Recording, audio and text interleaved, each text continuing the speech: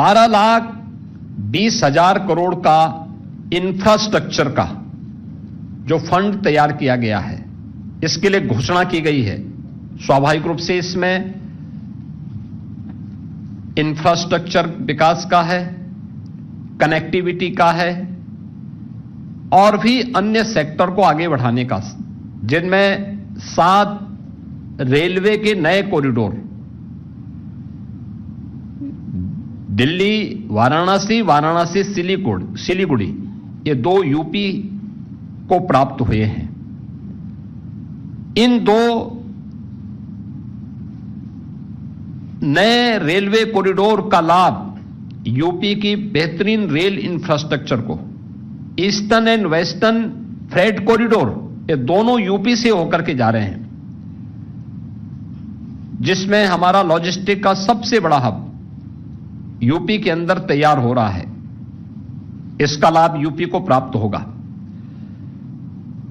20 waterway, जिनमें UP के अंदर देश का पहला वाटरवे, इनलैंड वाटरवे वाराणसी से हल्दिया के बीच में प्रारंभ हो चुका है। हमने वाराणसी, प्रयागराज और इसको यमुना जी में भी आगे बढ़ाने के लिए अपने प्रस्ताव तैयार किए हैं।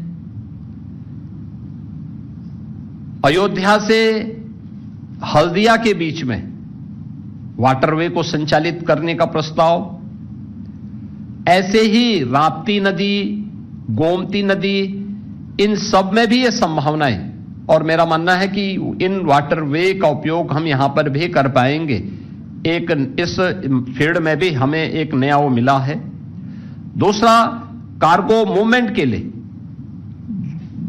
इससे हमें बढ़ावा तो प्राप्त होगा ही, लेकिन शिप रिपेयर इकोसिस्टम को तैयार करने के लिए वाराणसी और पटना में 2 विकसित होंगे, तो वाराणसी का लाभ यूपी के इस वाटरवे, इनलैंड वाटरवे की सुविधा को और इस मूवमेंट को आगे बढ़ाने में, लागत जो कार्गो का और ट्रांसपोर्टेशन का जो लागत है उसको कम करने में इसके माध्यम से काफी हद तक मदद मिलेगी। इसके साथ ही जो 7 नए हाई स्पीड रेल कॉरिडोर घोषित हुए हैं, इसके दोनों, इसमें से 2 जो मैंने पहले भी कहा यूपी के अंदर प्राप्त हुए हैं। यूपी को इसके माध्यम से हाई स्पीड रेल कॉरिडोर पर, जिसमें 300 से लेकर 500 किलोमीटर पर आवर रेलवे की स्पीड होगी, इस स्पीड को यूपी में इसका लाभ होगा। इसके अलावा बायो फार्मा सेक्टर में जो यूपी की नई संभावना है, हम सब जानते हैं कि यूपी इस दिशा में नए सिरे से काम प्रारंभ किया है। अभी कल ही यूपी में हमारी फार्मा की एक कॉन्क्लेव भी है, यानी हम इसमें पहले से काम कर रहे हैं। ललितपुर में हम लोग लगभग 1200 एकड़ क्षेत्रफल में एक नया, वहां पे हम लोग बल्क ड्रग पार्क के निर्माण की कार्रवाई को आगे बढ़ाए हैं।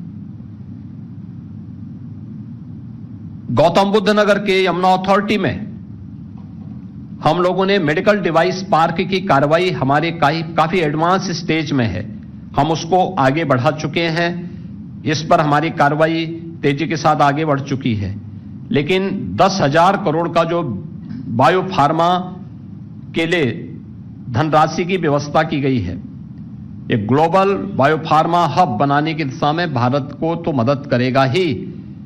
यूपी जैसे राज्य जिनके पास पूरा होमवर्क है और जिसने इस पर तेजी के साथ अपनी कार्रवाई को आगे बढ़ाया है, और कल ही हमारा यहां पे फार्मा कॉन्क्लेव भी है, जिसमें देश भर से इस फील्ड के स्टेक होल्डर लखनऊ में उपस्थित हो रहे हैं। यह हमें एक नई सुविधा आगे बढ़ाने के लिए मदद करेगा।